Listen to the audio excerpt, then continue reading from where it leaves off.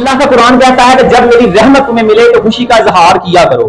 تو ایک جگہ اللہ یہ فرما رہا ہے جب میری رحمت ملے خوشی کا اظہار کیا کرو. دوسری جگہ اللہ فرما رہا ہے وما ارسلناک الا رحمۃ للعالمین، یعنی میرا محبوب تمام جہانوں کے لیے رحمت ہے. پتہ چلا اللہ کے نبی صلی اللہ علیہ وسلم سے بڑی اللہ کی کوئی رحمت ہماری طرف نہیں ہے، یعنی نبی صلی اللہ علیہ وسلم سے بڑی کوئی رحمت نہیں ہے. اللہ کے رسول صلی اللہ علیہ وسلم سب سے بڑی رحمت ہے. اور جب اللہ کہہ رہا ہے میری رحمت ملے تو خوشی کا اظہار کیا کرو، تو کیا میلاد النبی صلی اللہ علیہ وسلم کی محفلیں سجانا، کیا اپنے گھر بار سجانا، کیا میلاد النبی صلی اللہ علیہ وسلم کے دنوں میں اپنے گھروں کو بازاروں کو سجانا، لنگر کا اہتمام کرنا اس خوشی کا اظہار ہے کہ نہیں؟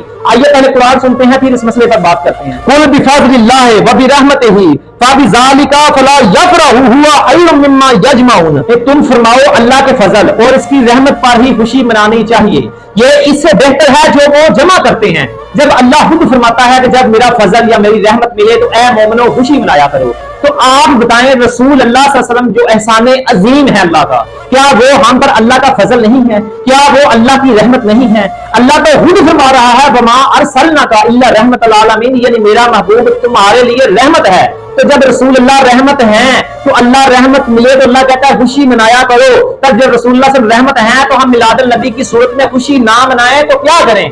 آپ لوگ تو قرآن کے بھی منکر ہو اور حدیث کے بھی منکر ہو، کیا ہم اللہ کی اس رحمت پر خوشی نہ منائیں جس نے ماں کے قدموں تلے جنت رکھ دی؟ اے میرے مسلمان ماؤں، سب سے پہلے میلاد آپ منایا کرو. یقین کرو زندہ درگور کی جاتی تھی عورتیں، اور رسول اللہ صلی اللہ علیہ وسلم کی نسبت، رسول اللہ صلی اللہ علیہ وسلم کی بدولت عورت کو اس معاشرے میں اتنا مقام ملا ہے. تو احسان فراموش مت بنا کرو، اور مسلمان کی ماؤں سے اپیل کرتا ہوں کہ سب سے پہلے میلاد تم منایا کرو. تو مسلمان کی جو مائیں ہیں نا، ہماری جو مائیں ہیں، یہ حق ان کا پہلا بندہ ہے کہ ان کے قدموں کے لیے اللہ کے نبی صلی اللہ علیہ وسلم نے جنت رکھ دی. آپ رسول صلی اللہ علیہ وسلم کا ذکر و ذکار کی محفلیں سجایا کرو، رسول اللہ صلی اللہ علیہ وسلم کا ذکر کیا کرو، رسول اللہ صلی اللہ علیہ وسلم کے ذکر کے لیے اپنے بچوں کو تیار کرو، گھروں باروں کو لائٹنگ لگائیں، سجائیں. اور باپ جتنے ہیں نا وہ اس لیے میلاد منائیں کہ رسول اللہ صلی اللہ علیہ وسلم نے باپ کو جنت کا دروازہ قرار دے دیا. باپ کی بھی اتنی اہمیت نہیں تھی اسلام سے پہلے، رسول اللہ صلی اللہ علیہ وسلم سے پہلے. یہ جتنی عزتیں، یہ جتنے شرف ہمیں ملے ہیں رسول اللہ صلی اللہ علیہ وسلم کی بدولت ملے ہیں. اور وہ بیٹے جن کو اللہ کے نبی نے نعمت، اور وہ بیٹیاں جن کو رحمت بنایا، سب سے پہلے ان کو بھی میلاد منانا چاہیے. اور ہر ایک مسلمان کلمہ پڑھنے والے کو رسول اللہ صلی اللہ علیہ وسلم کا میلاد منانا چاہیے.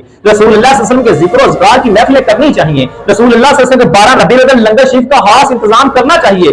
آمد رسول اللہ صلی اللہ علیہ وسلم کے آمنے کی خوشی میں اپنے گھروں باروں کو لائٹنگ سے سجانا چاہیے، کیونکہ ہر ایک کو جو شرف ملا، ہر ایک کو جو عزت ملی، ہر ایک انسان کو چرند پرند ملائکہ کل مخلوق کو جو حقوق ملے ہیں نا وہ صرف رسول اللہ صلی اللہ علیہ وسلم کی بدولت ملے ہیں. تو احسان فراموش مت بنا کرو، رسول اللہ صلی اللہ علیہ وسلم کے آنے کی خوشی بھی بنایا کرو، اور اس احسان عظیم پر اللہ کا شکر ادا بھی کیا کرو.